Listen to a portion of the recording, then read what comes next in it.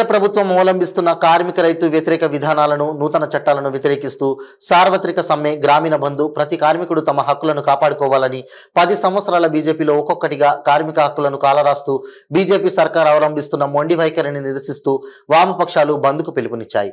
ఇందులో భాగంగా భద్రాచలంలో స్థానిక బస్టాండ్ ఆవరణంలో భారీ ర్యాలీ నిర్వహించి బంద్ను జయప్రదం చేశారు. ఈ దేశాన్ని పరిపాలిస్తున్నటువంటి బీజేపీ పార్టీ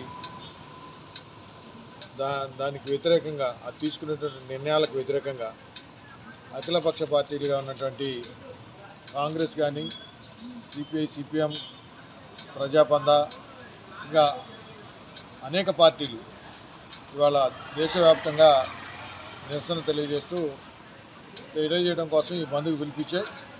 ఈ బంద్లో భాగంగా అన్ని రాజకీయ పార్టీలు వాళ్ళతో పాటుగా సిపిఐ పార్టీగా మేము కూడా ఇవాళ భద్రాచలంలో ఒక సంపూర్ణమైనటువంటి బంద్కు పిలిపించాం. దానికి వ్యాపార వర్గాలు కానీ అందరూ కూడా కార్మిక వర్గాలు కానీ అందరూ కూడా సంపూర్ణమైనటువంటి సహకారాన్ని అందించి వారి యొక్క నిరసనని ఈ కేంద్ర ప్రభుత్వానికి తెలిసేలా చేయడం జరిగింది.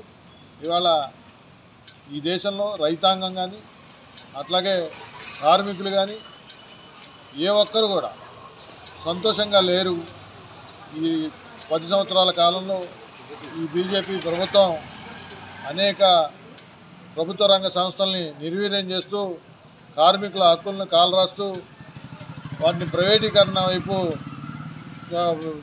తీసుకుపోతూ ఈ కార్మికులు ఈ ప్రజలు బతకడానికి వీలులేనటువంటి పద్ధతుల్లో వారి పరిపాలన కొనసాగిస్తూ ఉన్నారు.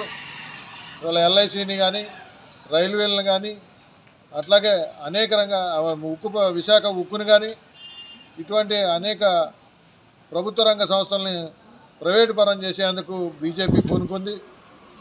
దానికి వ్యతిరేకంగా అంబానీ అదానీలకు పెద్ద ఎత్తున ఈ దేశ సంపదను దోచిపెట్టే దాంట్లో బీజేపీ ప్రధాన పాత్ర పోషిస్తూ ఉంది. దానికి నిరసనగా సామాన్యుడు అధిక ధరలు పెరిగిపోయి ప్రతి నిత్యావసర వస్తువుల మీద సామాన్యుడు భరించలేని విధంగా సామాన్యులు ఇవాళ బ్రతకలేని దిశగా ఈ ప్రభుత్వం పరిపాలన కొనసాగిస్తూ ఉంది. దానికి నిరసనగా ఇవాళ కార్మిక సంఘాలు, ట్రేడ్ యూనియన్లు, వ్యవసాయ కూలీలు, రైతులు పెద్ద ఎత్తున ఇవాళ నిరసన తెలియజేస్తూ ఉన్నారు.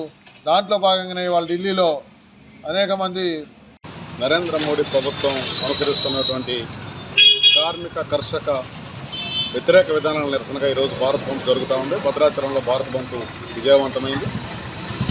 ఈ భారత్ బంద్లో బీజేపీ, బీఆర్ఎస్ తప్ప మిగతా అన్ని రాజకీయ పార్టీలు, ప్రజా సంఘాలు స్వచ్ఛందంగా పాల్గొని ఇక్కడ బంద్ని విజయవంతం చేశారు. ఇక్కడ వ్యాపార వర్గాలు కూడా ఈ బంద్కి సహకరించాయి.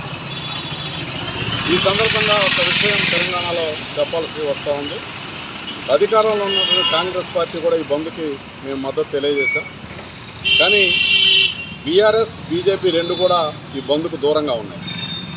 బీజేపీ అధికారంలో ఉండే వాళ్ళకి వ్యతిరేకంగా బంద్ జరుగుతూ ఉంది కాబట్టి వాళ్ళు రాకపోవచ్చు. కానీ ఈ తెలంగాణ సాధించింది మేమే, తెలంగాణ ప్రజలకు పేటెంట్ హక్కు మేమే అనుకున్నటువంటి ఇప్పటి బీఆర్ఎస్ ఒకప్పుడు టీఆర్ఎస్ మళ్ళీ టీఆర్ఎస్గా మారుతుందని చెప్పుకుంటున్నటువంటి ఈ చంద్రశేఖరరావు గారి పార్టీ ఈ బంద్లో ఎందుకో పాల్గొలేదో తెలంగాణ సమాజానికి చెప్పాల్సింది.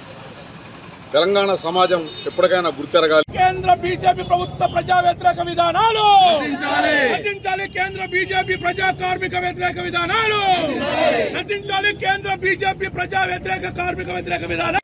కార్మికుల ఐక్యత, కార్మికుల ఐక్యత, కార్మికుల ఐక్యత.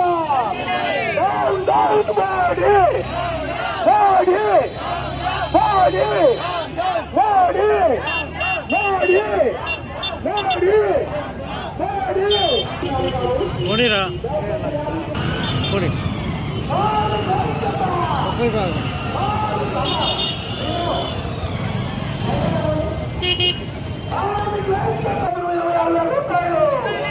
సమాన పనికి సమాన వేతనం, సమాన పనికి సమాన వేతనం.